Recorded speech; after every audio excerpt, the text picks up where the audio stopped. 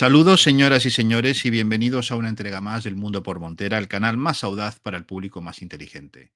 Hoy estoy especialmente contento y me complace mucho presentar al pastor Will Graham, reverendo de la Iglesia Evangélica en Almería, España, aunque él es británico, de Irlanda del Norte, y habla perfectamente nuestro idioma. Y nada, darle la bienvenida al Mundo por Montera. Bienvenido, pastor. Muchas gracias, Manuel. Una alegría estar aquí con usted, con toda la audiencia. Reciba un abrazo bien fuerte desde sureste de la península, donde hace bastante calor y estamos todos sudando como camellos. Exacto, muy bien. Una penitencia, pero bueno, sabiendo que ha vivido antes en Córdoba, Almería es un poco más llevadero, ¿no? Todo este calor y demás. Pero Sí, bueno, señor. Córdoba es un horno, pero claro, en Almería, como tenemos ahí costa, pues entra esa brisa fresca por la noche que nos da mucho alivio, pero sí, Córdoba hay que reconocerlo, cuesta respirar por ahí en estos meses de verano, así que no me puedo quejar para nada de Almería. Aquí muy contentos, muy felices. estupendo. Decir que el pastor Will, además de ejercer su ministerio, es padre de 3 hijos y uno más que viene en camino. Por lo tanto, le felicitamos desde este canal a él y a su esposa bueno, pues esta noticia excelente y esperamos que salga a su madre, ¿verdad? Como usted siempre Eso es, dice bromeando. sí, que salga su madre y que salga pelirrojo también, ¿eh? Queremos uno pelirrojo, uno al menos, por favor. Exactamente, exactamente. Pues muchísimas felicidades y toda la felicidad para usted y su familia. Gracias.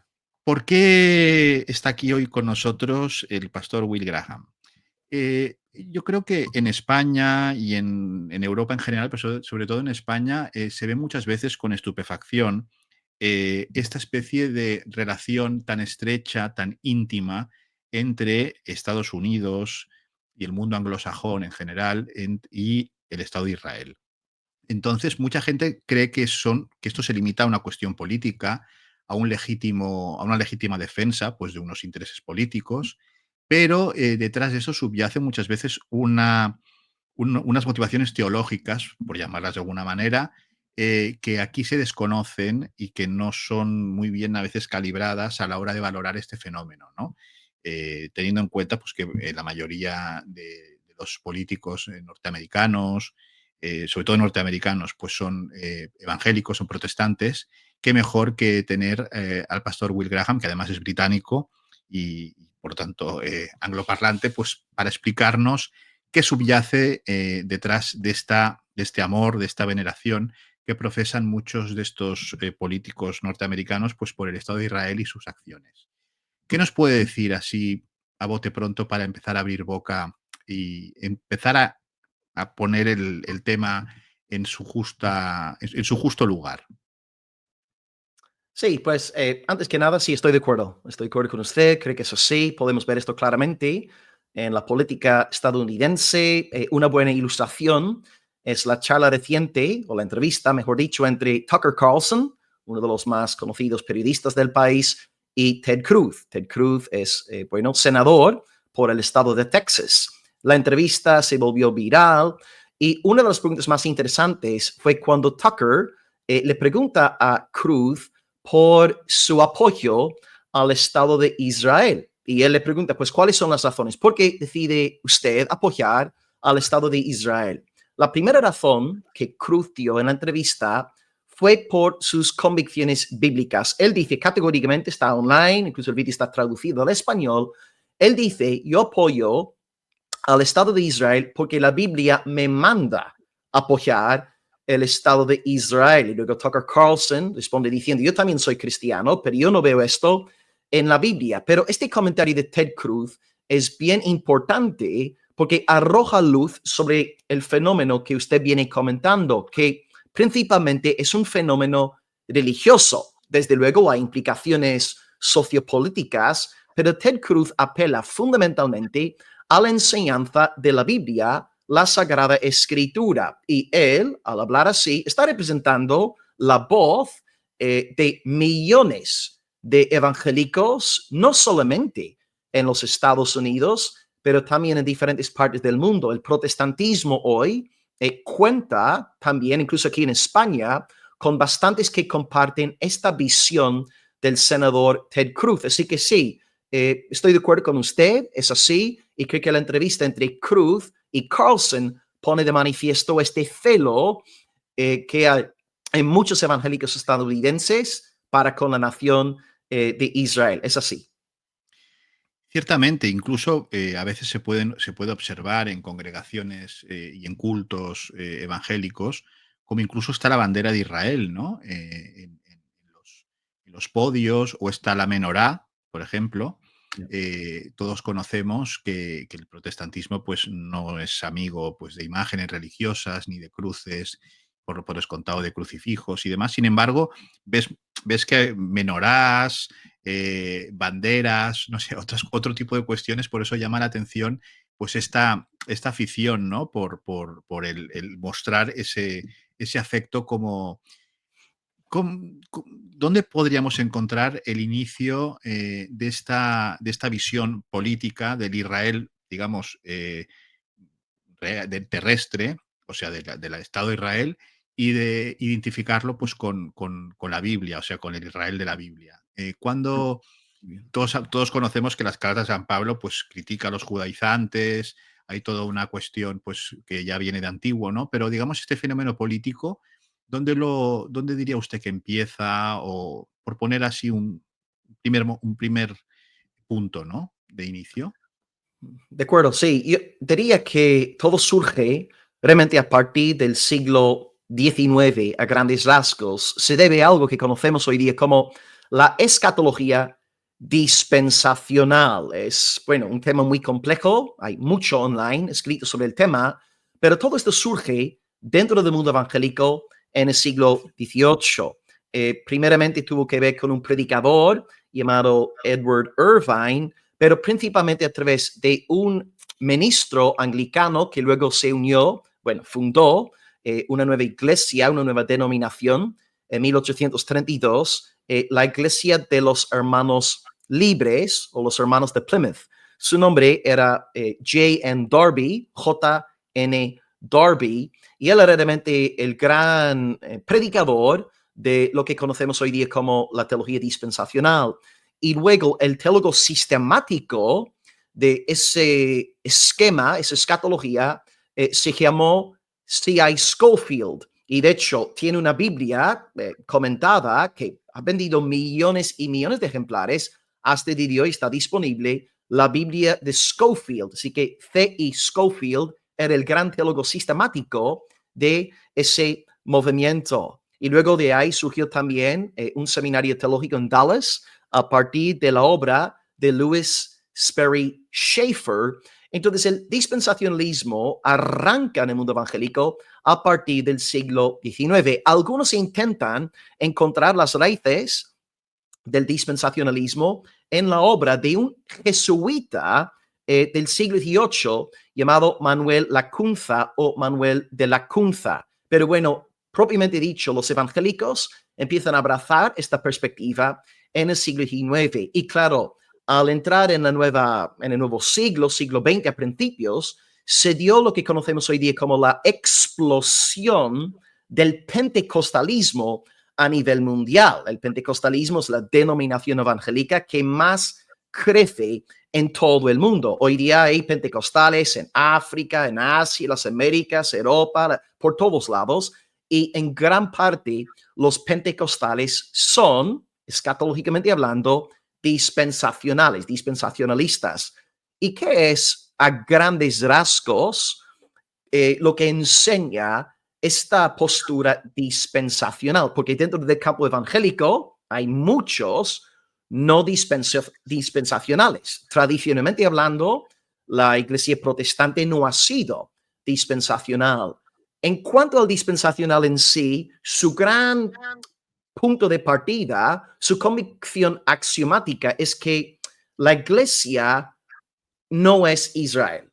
Son dos pueblos completamente separados. El uno no tiene nada que ver con el otro. Así que Dios tiene un plan, un propósito, unas profecías para con la nación étnica de Israel, mientras que tiene otros planes, otro propósito, otras profecías y promesas para con la iglesia cristiana.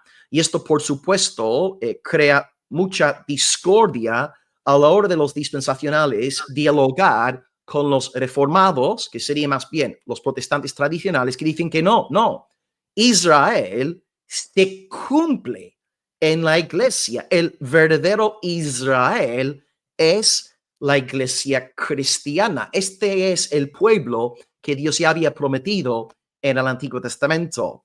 Más allá de esto, bueno, esta sería la convicción, digamos, axiomática, central, elemental del movimiento, pero también añaden, y aquí están de acuerdo con la CUNFA, añaden la esperanza de un futuro milenio de Cristo en esta tierra después de la segunda venida, porque claro, la Iglesia Católica Romana, la Iglesia Ortodoxa Oriental, la Iglesia Protestante, tradicionalmente hablando, ha sido una iglesia amilenial. Creemos que ya estamos en el milenio y luego vendrá Cristo en la segunda venida y da inicio a la edad eterna.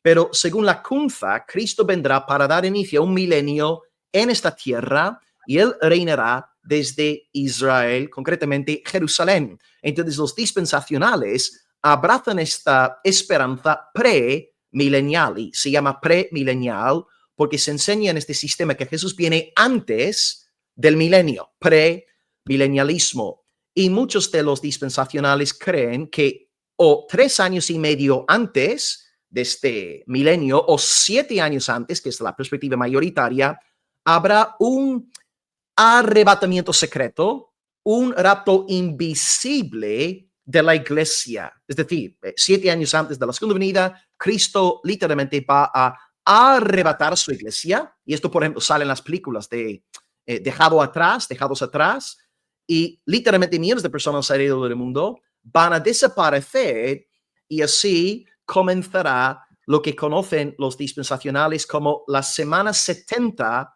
del profeta Daniel. Así que grandes rasgos serían algunas de las convicciones de la escuela dispensacional.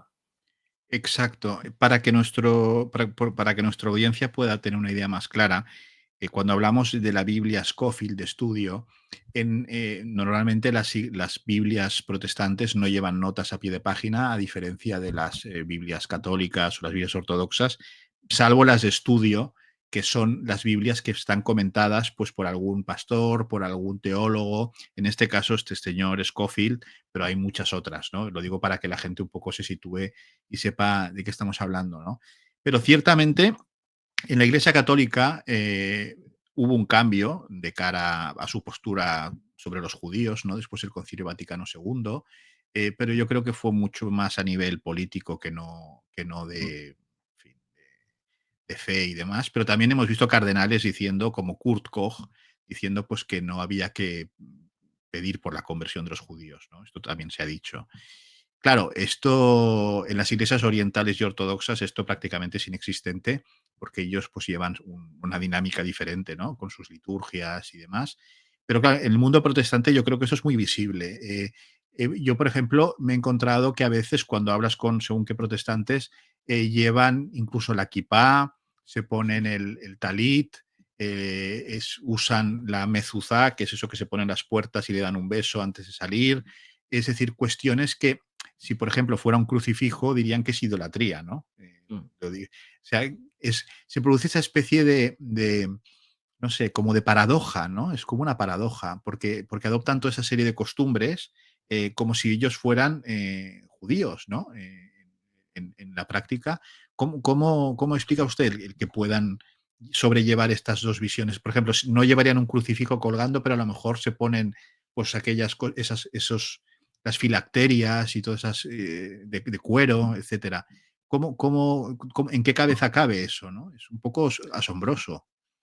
Sí, yo creo que tales personas ya están distanciándose radicalmente de lo que es la fe evangélica, porque claro, nosotros como evangélicos, como indica nuestro nombre, nuestro mensaje se resume que la salvación está únicamente en el santo evangelio. Esto es que Cristo murió por los pecadores en la cruz, resucitó al tercer día. Todos aquellos que creen en él arrepintiéndose del pecado serán salvos, es decir, recibirán el perdón de los pecados y el obsequio de la vida eterna. Pero estos grupos sectarios que ya se están levantando dentro del movimiento protestante y tristemente son grupos, si me permites la expresión, son como parásitos. Es decir, entran en iglesias ya establecidas que están predicando el evangelio y luego estos maestros, como hicieron en los días de Pablo en Galacia del Sur, en Corinto, van ganando adeptos, se apartan de la iglesia evangélica y luego forman sus propios grupos con un mensaje anti-evangélico. Un caso muy reciente, tuvimos aquí en la iglesia a un pastor que es experto en estos temas del movimiento judaizante contemporáneo, pues él nos estaba hablando a la congregación sobre un pastor que literalmente en vivo, en las redes sociales, se pasó por una operación de circuncisión. Y claro, son iglesias que manejan palabras en arameo, dándose a conocer como más espirituales. En vez de hablar de Jesús, te van a decir Yeshua. Van a hablar con un lenguaje espiritualoide y van a gloriarse en las cosas que Cristo, pues ya, bueno, abrogó. Se abstienen de puerco, de pulpo, marisco en general, conejo, intentan dejarse la barba, intentan seguir las normas que Dios había dado a Moisés bajo la antigua administración. Y en este sentido digo que se están ya distanciando de lo que es una fe puramente evangélica, porque los evangélicos, desde la Reforma en adelante, hemos repetido hasta el cansancio que la salvación no es por obras, no es por circuncidarme, no es por abstenerme del puerco, no es por ir 3 veces al año a Jerusalén a adorar, no es por tener una bandera de Israel en mi despacho.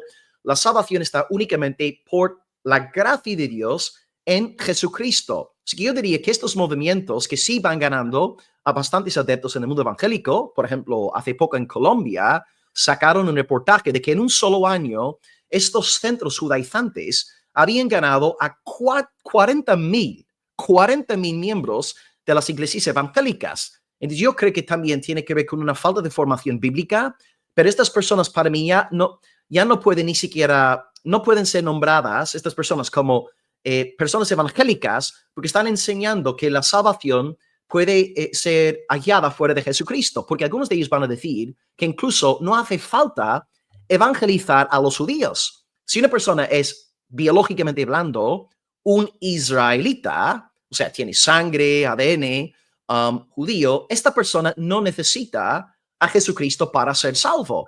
Y esta, para nosotros, ¿no? Los protestantes tradicionales, esta enseñanza es una abominación. Por Una ejemplo, un apostasía, solo ¿no? ejemplo Una de la Biblia. apostasía, ¿Cómo? claro. Una apostasía. Claro, por supuesto. Pongo un ejemplo muy famoso. Juan capítulo 3, Jesús está dialogando con Nicodemo. Nicodemo era un judío, un fariseo, un maestro dentro de los judíos, y Jesús le dice, porque Nicodemo se acerca de él de noche diciéndole, sabemos que tú has venido de Dios. Nadie puede hacer las señales que tú haces si Dios no estuviera con él. Y Jesús le dice, de cierto te digo, os es necesario nacer de nuevo.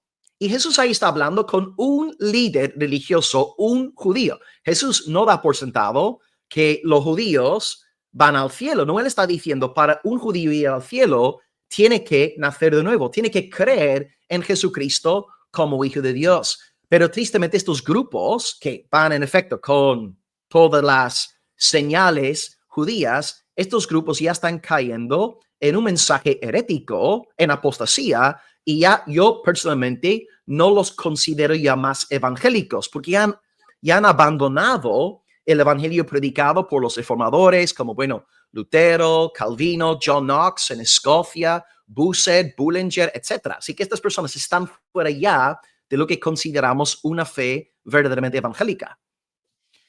Ciertamente llama la atención todo lo que usted comenta, pero a mí me surge una pregunta, ¿no? Porque un movimiento que aparece con tanta fuerza necesita dinero, necesita dinero.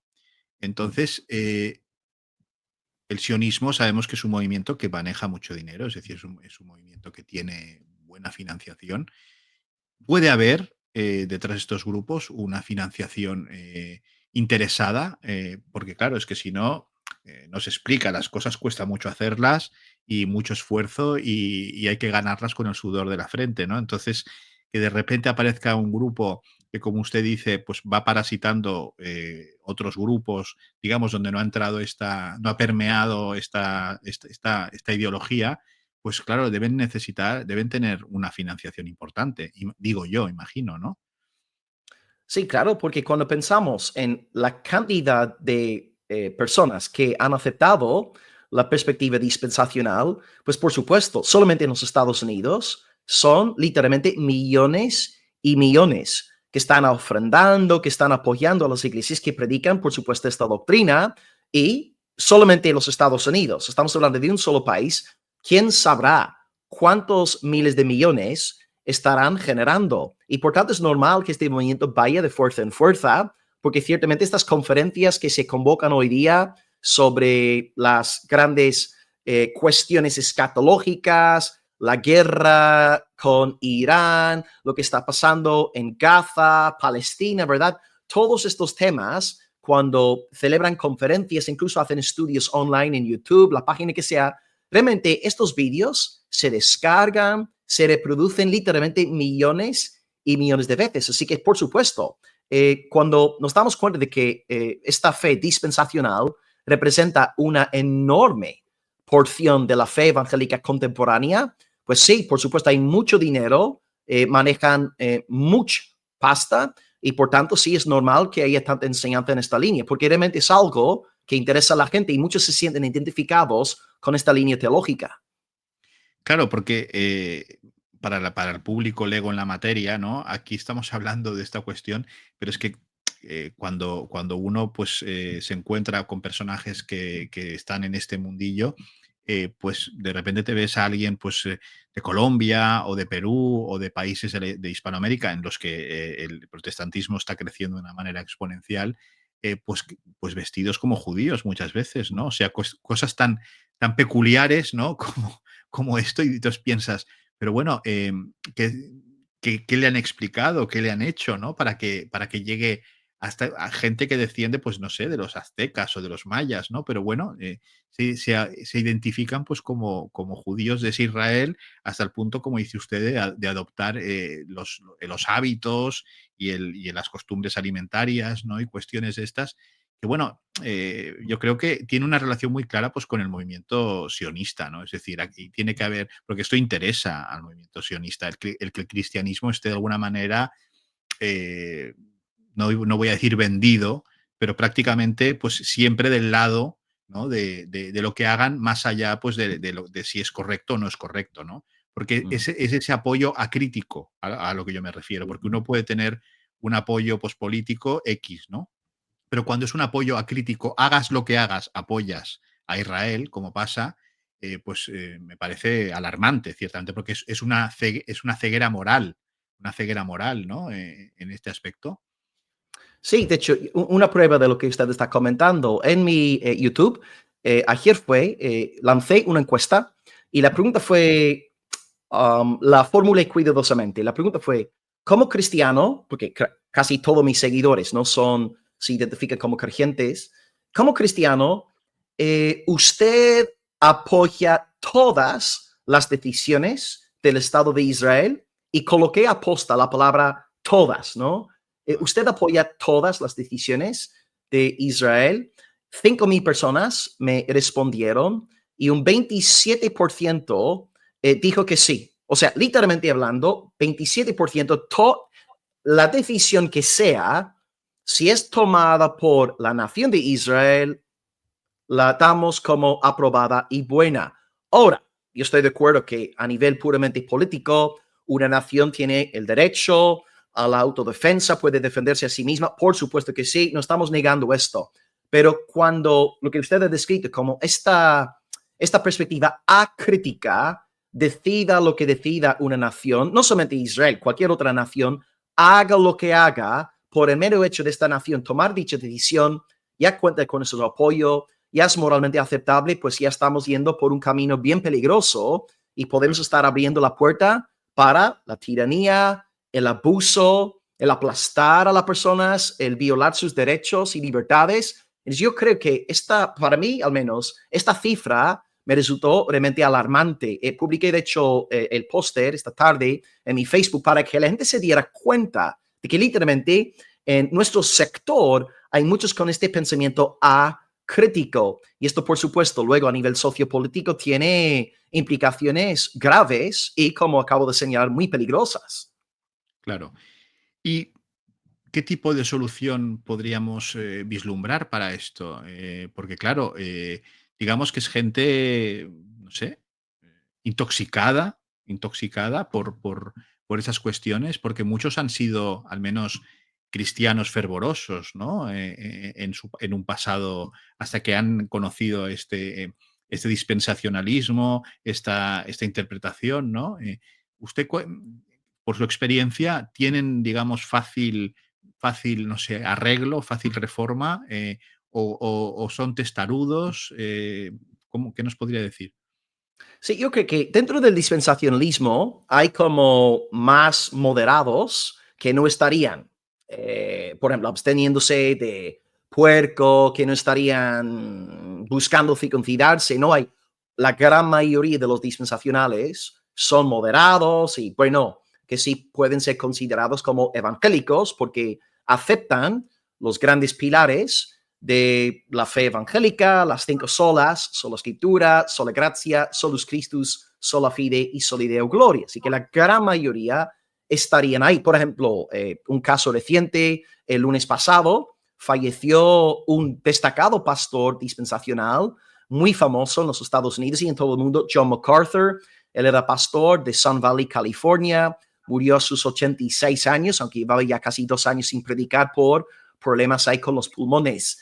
Entonces, la gran mayoría de los dispensacionales están en este campo moderado. No es gente ya fanática, pero sí que es verdad, apoyan a la nación de Israel y ven en Israel la encarnación de esta esperanza profética dada por Dios en el Antiguo Testamento.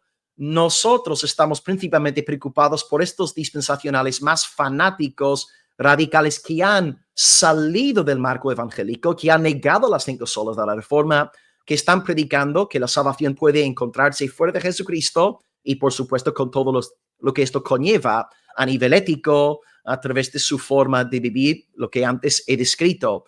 ¿Cómo contractuar todo esto? Es difícil. En mi caso personal, yo sí era dispensacional, porque nada más después de hacerme evangélico, yo estaba con las películas de Dejado Atrás, que al menos en el mundo anglosajón, cuando me convertí con mis 17 años, estas películas eran súper famosas y vistas. Entonces yo ya absorbí, acepté esta visión dispensacional, pero nunca entré en este fanaticismo que veo ahora en ciertos círculos ultra dispensacionales. En mi caso personal, y este es el testimonio de muchos otros evangélicos que antes eran dispensacionales, eh, ha sido realmente el estudio sistemático de la Biblia. Yo creo que la Biblia es poderosa. Yo creo que la Biblia es palabra de Dios. Y creo que la Biblia, cuando la estudiamos en su contexto, capítulo por capítulo, pues yo creo que poco a poco nos va arrojando luz sobre esta cuestión y nos lleva a entender que hay un solo pueblo, un solo rebaño, un solo pastor, Jesucristo. Entonces yo personalmente creo que la forma de luchar contra este malentendido es precisamente la exposición de la Biblia, porque nosotros también como evangélicos creemos en sola escritura, es decir, la Biblia es nuestra suprema norma de fe y conducta, y yo tengo mucha fe en la Biblia, porque creo que es la palabra de Dios, y creo que es la forma de enseñar, ¿no? La Biblia, enseñar la Biblia sistemáticamente, libro por libro, capítulo por capítulo, y cuando vemos la Biblia así en su contexto, todo el consejo de Dios, yo creo que resulta más difícil ya abrazar un sistema dispensacional y sobre todo un sistema radical que nos lleva a ver estas aberraciones que estamos viendo hoy, que yo ni siquiera ya considero evangélicas. Así que en cuanto a mí sería enseñar de forma paciente, sistemática, expositiva la Biblia, de pe a pa, y yo creo que es la mejor solución, es la única forma, ¿no? Ahora, que una persona esté abierta a recibir la instrucción bíblica ya es otra cuestión, otro Ya es otra tema, pero cuestión. al menos tengo yo, al menos como evangélico, tengo mucha fe en la Biblia, en la palabra de Dios.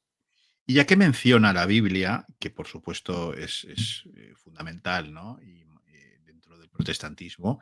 Eh, Estas congregaciones, estas denominaciones dispensacionalistas y tan pro Israel, tan pro sionistas, ¿qué postura suelen tener sobre la inerrancia, por ejemplo, de la Biblia? ¿Están dentro del liberalismo? ¿Creen que la Biblia es inerrante?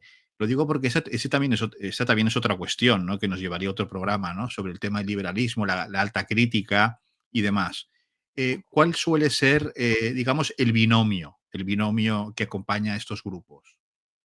Ya, no serían grupos ya liberales, ¿no? Porque es cierto que, al igual que en la Iglesia Católica Romana, estamos viendo la fe evangélica un gran soplo de liberalismo, incluso aquí entre ciertos teólogos supuestamente protestantes ya están poniendo en tela de juicio la inspiración de la Biblia, diciendo que todo es un cuento, todo es ficticio, bueno, eso es, una leyenda, una saga, Los un mito. mitos, son mitos. Exactamente. Sí, señor. Así que no, aquellos que están abrazando este ultra dispensacionalismo, ellos no estarían yendo por la línea de liberalismo, sino estarían yendo ya al polo opuesto de ser lo que yo llamaría literalistas, porque yo hago una distinción entre una lectura literal de la Biblia y una lectura ya literalista.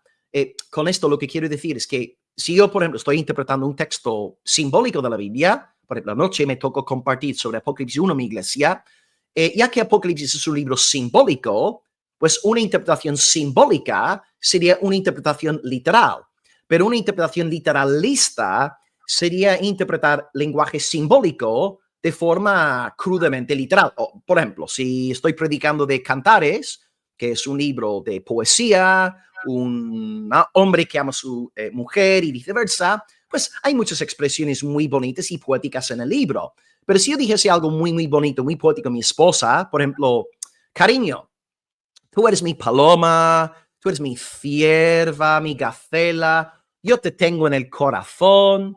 Claro, nadie va a interpretarme ahí de forma literalista, diciendo que mi esposa es una paloma, mi esposa es una gacela, mi esposa literalmente está en mi corazón. ¿Qué va? Es lenguaje simbólico. Son los Entonces, géneros estas escuelas, literarios, ¿no? Claro. exactamente, sí, sí, Sí. sí, señor. Entonces, estos grupos lo que hacen es que toman expresiones de la Biblia que pueden ser expresiones simbólicas, poéticas, e intentan interpretar todo de forma literalista, ¿no? Y ahí está el problema con ellos, donde el liberal dice que no, todo es un cuento, todo es un mito, todo es ficticio. Los ultradispensacionalistas se enfocan en esta lectura ya literalista, ¿verdad? Y por esta razón acaban abrazando auténticas, bueno, payasadas, ¿no? Tonterías. Así que ellos estarían en el polo opuesto, ¿verdad? Están De los acuerdo. liberales a la extrema izquierda y estos grupos estarían ya a la extrema derecha, ¿no? Así que sí, ellos creen en la inerrancia y ahí están de acuerdo con la mayoría de los evangélicos conservadores, pero su problema sería su hermenéutica. No es su doctrina de la inspiración, es su hermenéutica, porque ellos interpretan todo de forma muy literalista, ya no literal, sino literalista, que es grave a nivel interpretativo.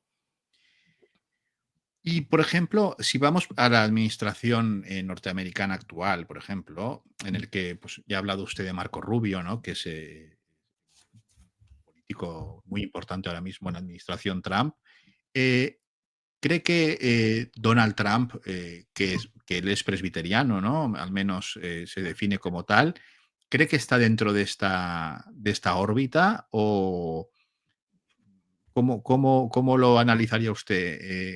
Porque él habla, a veces, él dice que Dios le ha salvado de aquel atentado y nombra mucho a Dios en sus discursos. ¿Cree que puede tener esta visión de Israel, del Israel político como el Israel bíblico, ¿no? Ese Israel, pues, en fin, que es pueblo de Dios, etcétera, etcétera.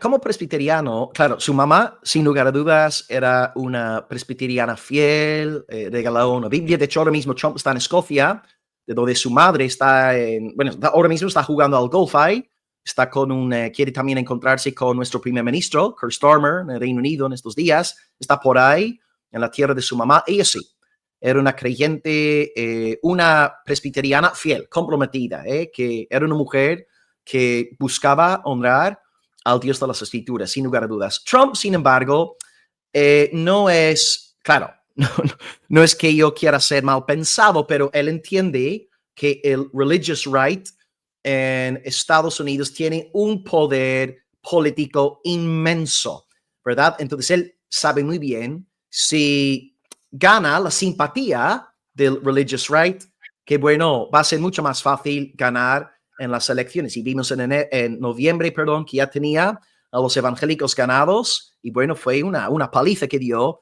a Kamala Harris, ¿verdad? Una victoria arrolladora en todos los Arrolladora, sentidos. sí, sí, sí. Exactamente.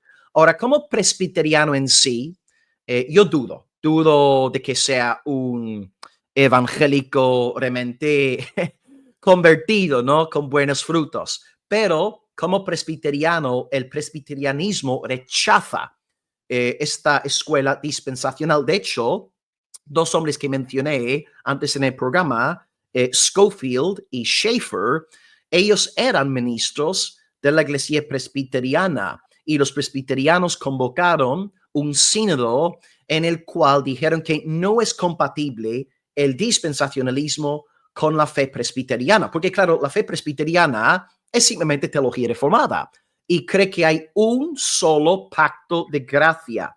Esto quiere decir que los creyentes del Antiguo Testamento fueron salvos no por la ley de Moisés, sino por su fe en el Mesías. Por ejemplo, Abel, Noé, Abraham, Isaac, Jacob, David, etc., fueron salvos gracias a su fe en el Mesías. Ahora ahí surge la pregunta, pero vamos a ver, ¿cómo pudo Abraham o David haber sido salvos por el Mesías si no se había encarnado hasta mucho después? Pues Jesús mismo nos dice que Abraham vio mi día y se regocijó de verlo en Juan capítulo 8. El tema es que nosotros, por ejemplo, creemos en la segunda venida de Jesús, pero Él no ha venido todavía. Lo que pasa es que creemos en su promesa. Y de la misma manera, hubo promesas mesiánicas en el Antiguo Testamento y todos aquellos que creían en el Mesías venidero, pues fueron salvos por su fe en Él. Lo mismo puede decir acerca de Moisés. Jesús dice, Moisés escribió de mí. También David, hay múltiples profecías mesiánicas compartidas por el rey David, el dulce cantor de Israel. Y los presbiterianos dicen que todos los santos del Antiguo Testamento y todos los santos del Nuevo Testamento constituimos un solo rebaño, un solo pueblo que es salvo únicamente por la fe en el Mesías Jesucristo.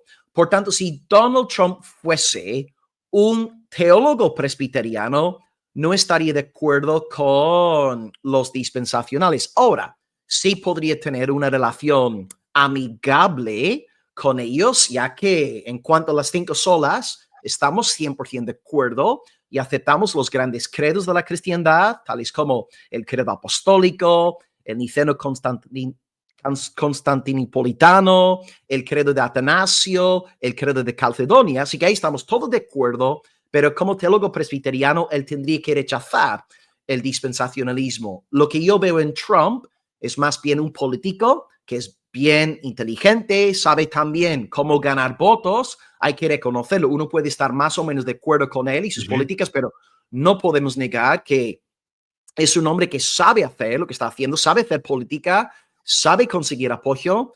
Y bueno, si él fuese un presbiteriano sólido, no podría estar de acuerdo con esta perspectiva dispensacional. Entonces, yo creo que su apoyo al Estado de Israel, Netanyahu es el primer ministro que más ha estado con Trump desde que asumió su segundo mando, pues yo creo que Trump ahí también sabe ganar el apoyo popular y usa a Netanyahu y es Israel en este sentido. Y más allá del factor político interno, es verdad que él está comprometido con los principios de la democracia que él ve defendidos en Israel, que a lo mejor no ve en las demás naciones que están ahora mismo alrededor de Israel en el Medio Oriente. Sí que hay una combinación de factores, pero no creo que tenga que ver con sus, con sus convicciones teológicas. No, yo no, de nuevo, no quiero que esto suene a, no sé, no es mala fe, pero dudo de que sea una convicción teológica.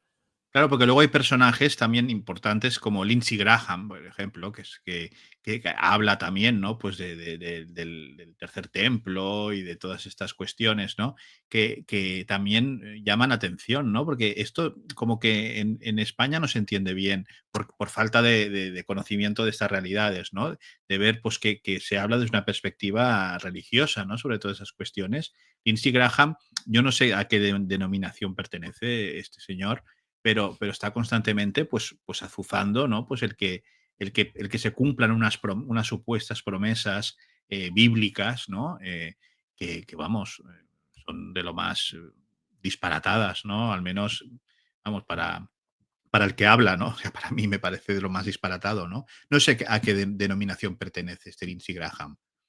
Sí, entiendo que él es evangélico. Estoy buscando las fichas aquí de España en cuanto al movimiento evangélico, pero a diferencia de Donald Trump, lo que sí tengo que decir de Lindsey Graham es que por lo menos es un varón realmente comprometido con la fe evangélica y sí que asiste regularmente a la iglesia y en este sentido, ¿no? Al menos vive de una forma comprometida con esa fe. Ahora, no es que esté de acuerdo con él en estas cuestiones escatológicas, pero creo que a lo mejor en su caso, porque antes hablamos de Donald Trump, yo diría ahí, pues Ya. dudo de que sean sus convicciones teológicas, pero en el caso de Lindsey Graham, como antes comenté de Ted Cruz, yo sí creo que estos varones están genuinamente convencidos a nivel Son muy teológico. sionistas, son muy sionistas. Exactamente, sí. Y yo creo que Claro. en sus casos, sí. Estamos hablando de hombres cuyas cosmovisiones religiosas apoyan el sionismo. En sus casos, sí.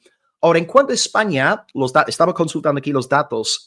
Según Sí, el Observatorio del Pluralismo Religioso, tenemos ahora mismo casi 4.500 lugares de culto evangélicos en España. Y esto quiere decir que estamos hablando ahora, las últimas cifras, los evangélicos en España están aproximándose ahora al 2% de la población en España. Y esto es un crecimiento increíble, porque cuando yo llegué aquí hace casi 20 años, en el 2007, para estudiar, los evangélicos en cuestión de 20 años se han multiplicado por 10 en solamente 2 décadas. Y ahora es la segunda confesión religiosa de España. Y hay que decir que en España la mayoría de las iglesias evangélicas sí siguen el dispensacionalismo. Por ejemplo, la iglesia más grande que tenemos en el mundo evangélico es la iglesia de Filadelfia.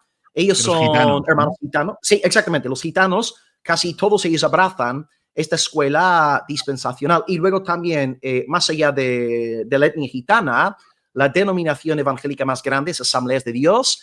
Y en su escatología también, ellos son expresamente dispensacionalistas. Luego en España hay bastantes hermanos libres, hermanos de Plymouth, que también son dispensacionalistas. Entonces aquí en España, sí, hay una minoría que representamos, digamos, el protestantismo tradicional, que vemos, digamos, en el presbiterianismo, en la fe bautista reformada. La mayoría ahora mismo en España sí estarían de acuerdo con la línea que venimos hablando de Trump, de Ted Cruz, de Lindsey Graham, Marcos Rubio.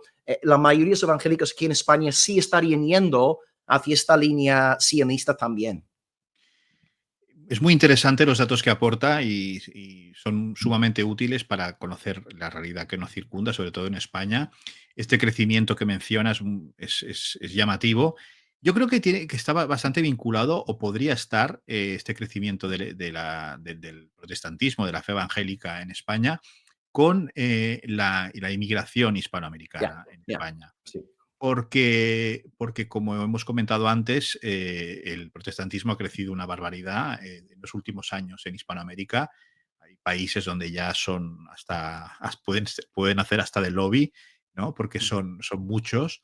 Entonces, yo creo que la mayoría de estos grupos protestantes presentes en España, probablemente un nutrido grupo de esas congregaciones sean hispanoamericanos.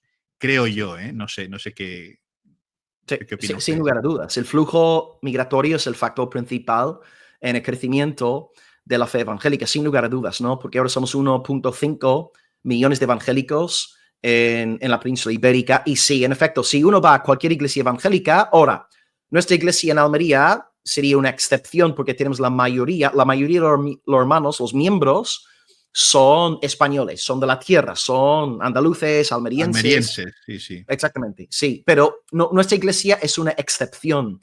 Como regla general, porque aquí en Almería habría como 23, 24 lugares de culto, la gran mayoría, y no solamente Almería, el sitio que sea hay en Barcelona, donde está usted, o Madrid, Valencia, Sevilla, la mayoría de los feligreses, en efecto, proviene de países, sobre todo de América Latina, sobre todo, ¿no?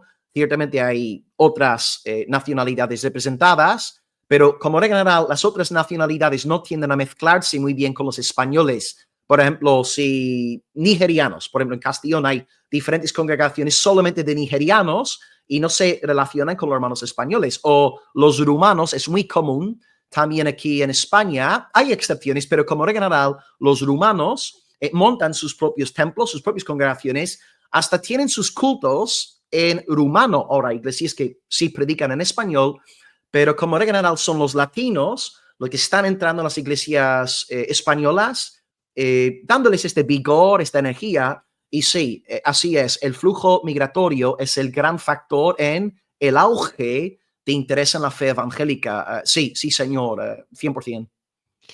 Sí, hablando otra vez del famoso Scofield, ¿no? Y de la Biblia, ¿no? Pues que se ha vendido por millones, ¿no? Esta Biblia y sigue estando disponible.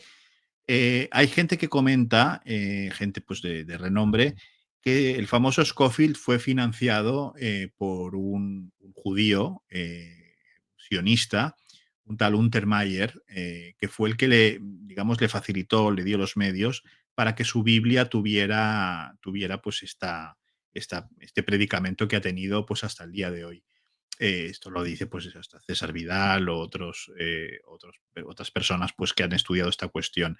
¿A usted le consta este dato? Porque sería interesante porque, claro, ha favorecido, digamos, a su rebaño, ¿no? A su grupo. Claro, este dato en concreto no sé, pero si César Vidal, claro, César Vidal es un diccionario con patas, ¿no? Él es una enciclopedia andante. Sí, Vidal, y también somos buenos amigos, que ha estado mucho conmigo en el canal. Si César lo dice, uh, se lo creo, ¿no? Porque César sabe de lo que habla, es un experto en este tema también.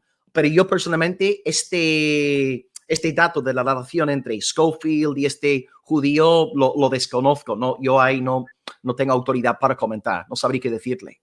De acuerdo, de acuerdo. Pero bueno, dejamos ahí el dato por si alguien quiere averiguar, porque claro, digamos que sería interesante pues ver este vínculo, ¿no? Entre pues la raíz, ¿no? Y luego pues lo que el otro predicó y que ha ido llevando pues a tantos cristianos pues a ver en lo que ha sido luego la consecución del sionismo, que ha sido pues el Estado de Israel, pues ver el país, bueno, inerrante, el país inerrante, ¿no? Que no se equivoca nunca, como le ha pasado en su encuesta, ¿no? Con ese Sí. porcentaje. Y ya para ir terminando, ¿cómo ve usted la situación en España a nivel religioso? Es decir, primero, ¿cómo son sus relaciones con las otras confesiones presentes en Almería, por ejemplo, con la Iglesia Católica y con otras confesiones? Y luego el futuro en una sociedad tan secularizada y mucho más que los Estados Unidos o que otros Mm. países. Sí, sí, claro.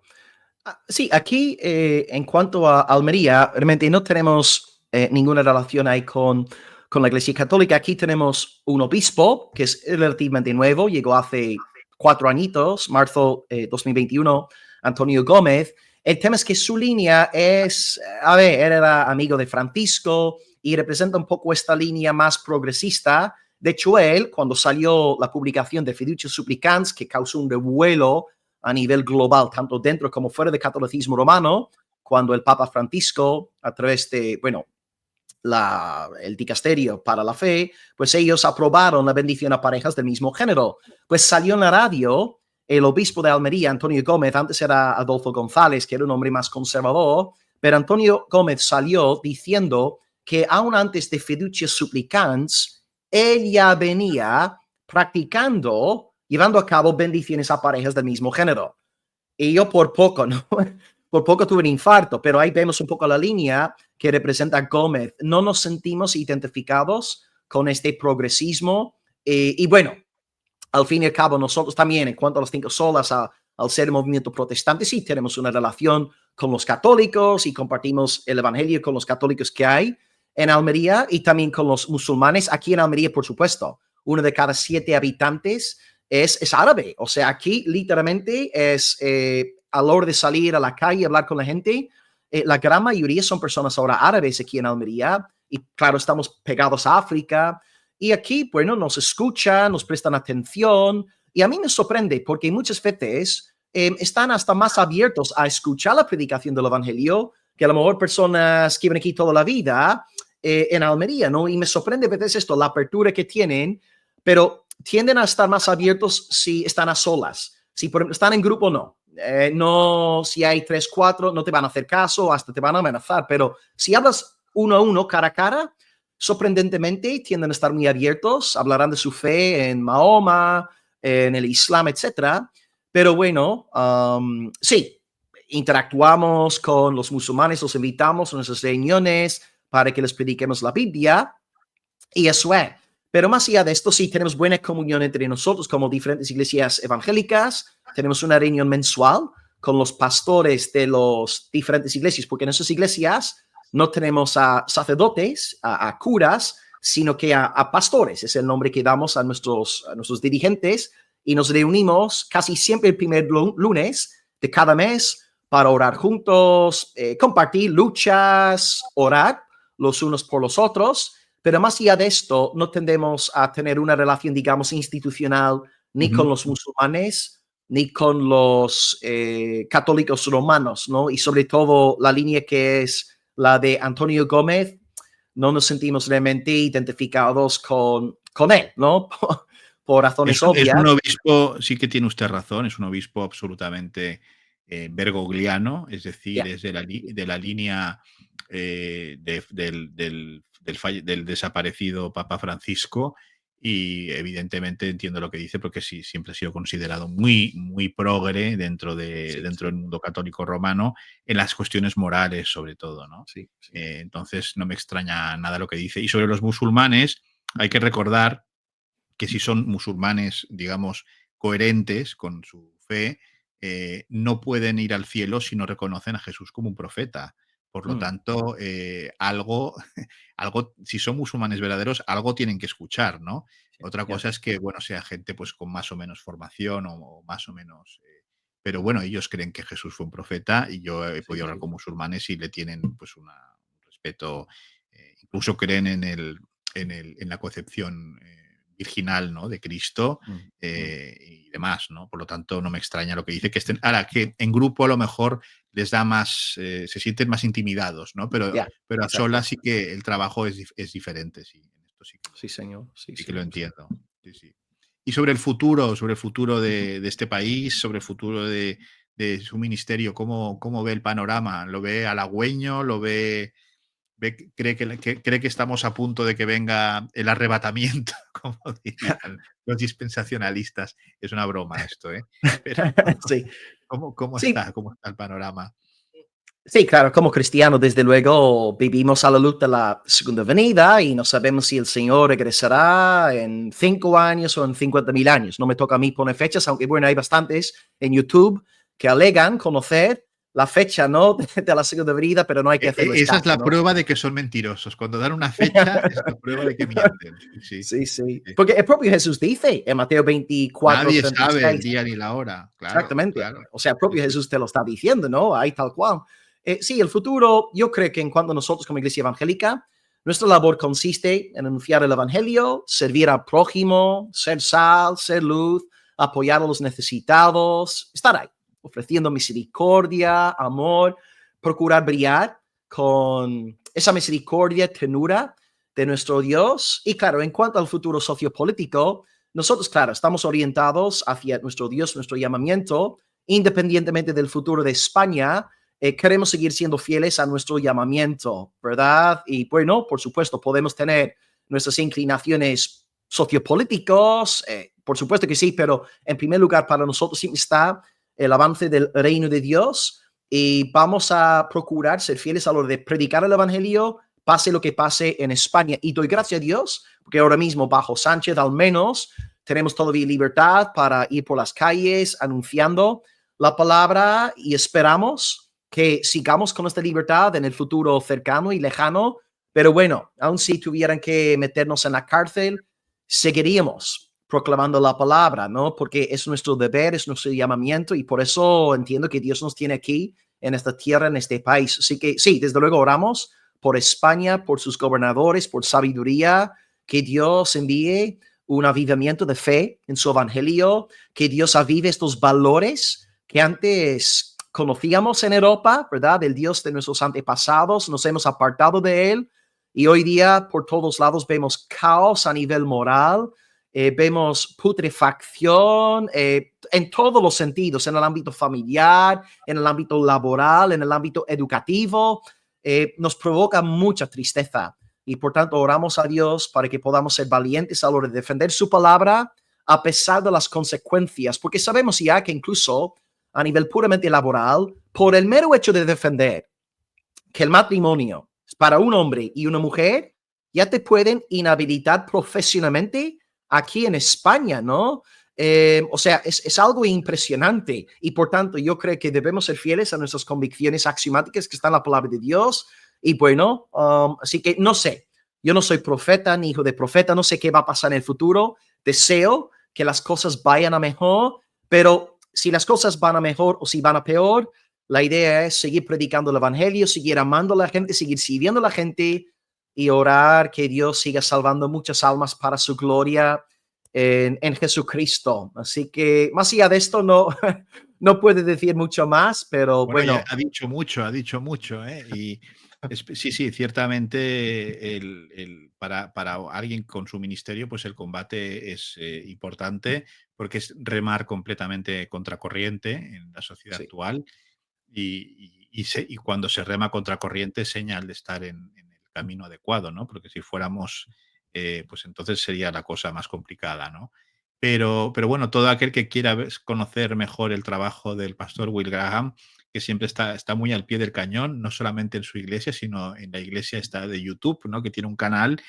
Yo hasta hace poco no sabía que todavía seguían existiendo ¿cómo se llama? Los que apoyaban a Arminio, ¿no? Yo pensaba que los, Arminianos. pro- los protestantes habían hecho los cánones de Dort y ya aquí se había acabado el tema de los arminianos, pero resulta que no, que hay arminianos, los medio arminianos, en fin. Usted está, vamos, al pie del cañón y dando la batalla en lo que, bueno, en su corazón y en su alma cree que es justo, y eso pues es digno de alabanza, y como todo hombre coherente, pues animarle pues a que continúe, ¿no? Pues en su trabajo y nada. Pastor Will Graham, muchísimas gracias por su tiempo y por haber querido venir al Mundo por Montera. Que un británico se ponga al Mundo por Montera es toda una hazaña, ¿eh? O sea que muy agradecidos, muy agradecidos. Pues a usted, Manuel, muchísimas gracias por la invitación, todo el cariño, el trato tan amable. Gracias por su programa también. Gracias por toda la audiencia, sus palabras de cariño, de amor también. Y aquí estamos, al orden. Y bueno, si algún día quisieran venir a Almería a visitarnos, las puertas están abiertas. Estamos para recibiros a todos. Y nada, muchísimas gracias, Manuel. He pasado muy bien, he disfrutado mucho. Abrazos y muchísimas gracias por todo. A usted y un saludo cordial a toda su familia. Y a ustedes, señores, señores, muchísimas gracias por haber querido conectar una vez más con el Mundo por Montera, el canal más audaz para el público más inteligente. Dios les bendiga.